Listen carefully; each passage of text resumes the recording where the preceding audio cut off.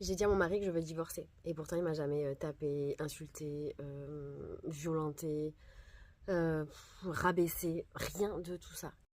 Tout va bien. Donc, elle va semer le chaos, car elle a besoin de drame dans sa vie. Mais du coup, pourquoi je me séparais de lui? En fait, ça fait plusieurs années que j'observe des comportements, que j'ai des croyances limitantes Tiens, tiens, tiens, des comportements qu'elle a, des croyances limitantes. Donc, c'est elle le problème.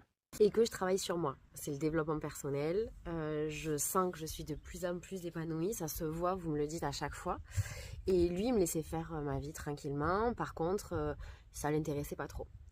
Traduction, tu étais paumé, tu te cherchais, donc tu fais du développement personnel et t'essayes de trouver une voie. Pendant ce temps, lui te laisse te regarder le nombril et poursuit sa vie, poursuit sa mission. Euh, Là, il arrive un moment où en fait, je vois qu'il y a un énorme écart entre lui et moi. Je vois des mécanismes qui le contraignent au quotidien, qui le limitent. Lui me dit que c'est sa nature profonde. Donc tu as lu les accords Toltec, kilomètre zéro de Modankawa, mis des citations inspirantes sur tes stories, et donc tu détiens la vérité. Alors, tu te tournes vers ton homme, qui lui est complètement dans le faux, et tu vas le sauver.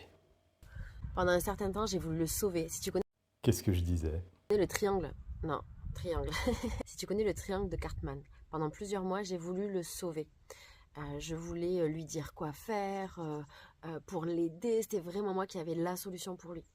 On résume, en début de vidéo, elle n'a rien à lui reprocher, elle est complètement paumée, fait du développement personnel, puis se met en tête de le sauver. Sauf que lui, il voulait pas. Et puis ensuite, j'ai commencé à m'énerver contre lui en lui disant qu'il se bougeait pas, que ça me saoulait qu'il soit comme ça. Donc elle n'avait rien à lui reprocher, maintenant elle lui demande d'évoluer, et elle lui reproche de ne pas évoluer. Bientôt elle va lui reprocher d'avoir évolué. En fait, elle ne sait pas ce qu'elle veut, tout simplement. Mais lui, il n'a peut-être pas loisir de se questionner sur son propre bonheur. Il a peut-être un job, une entreprise à faire tourner, les enfants à gérer aussi.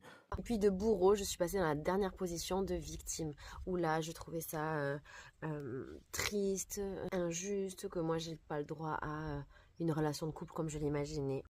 Elle fantasme donc sur une nouvelle vie, un nouveau couple, mais est frustrée et se rend compte qu'elle n'obtient pas le fruit de son fantasme. Et quand on ne veut pas prendre ses responsabilités, qu'est-ce qu'on fait?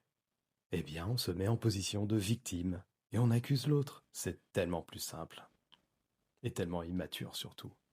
Et puis un jour, j'ai ouvert les yeux et je suis sortie de ce triangle-là. J'ai arrêté de passer du rôle de victime, bourreau, sauveur. Et j'ai juste pensé à moi, à qu'est-ce que je voulais, moi, vivre dans ma vie et dans ma vie de couple.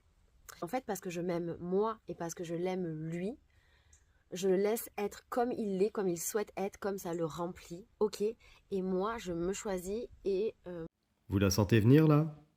je choisis une autre vie de couple. Du coup, c'était évident pour moi que je ne pouvais plus continuer à vivre avec lui, même si on est mariés.